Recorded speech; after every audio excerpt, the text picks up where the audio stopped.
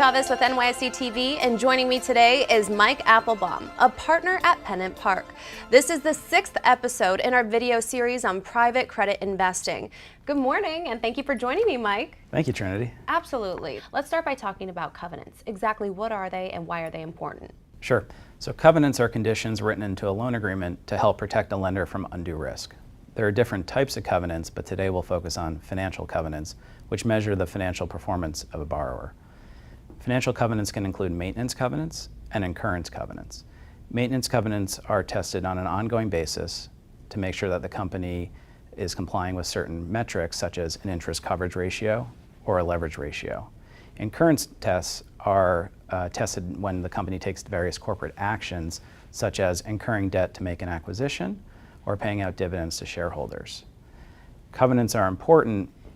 If a company defaults on its covenant, it is a form of default, and that gives us an opportunity to have an early conversation to kind of figure out why a company's performance might be struggling and how to help get them back on track.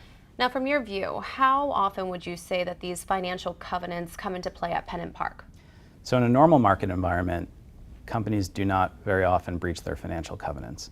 And even when they do, it isn't necessarily a huge problem. But what it does allow is for us to intervene early to figure out why the company's performance is struggling and help get them back on track. We'll have conversations with the company's financial sponsor as well as the management teams to come up with a plan to help get them back in compliance with their covenants. And it can either be a short-term fix, such as a short-term waiver of a covenant, or a longer-term fix to give them more breathing room and more cushion to get them back in compliance with their covenants. In exchange for this, sometimes we'll earn an amendment fee for our concession. Are there any additional protections you include when it comes to structuring an investment? Sure. In our deals, we typically like to lead them so that we can help influence the terms and pricing. So other protections we'd like to include monthly financials and board observer rights. Now, monthly financials allow us to have real-time, constant information into the underlying performance of the company so we understand how it's doing, where it's headed. And then in aggregate across our entire portfolio, it gives us some really good insights into the state of the American economy and the different industries that we lend to. Board observer rights give us the ability to see how the company's thinking strategically at the board level and what its future plans are. And then another topic is EBITDA adjustments. EBITDA adjustments are typically one-time items that have the impact of inflating earnings.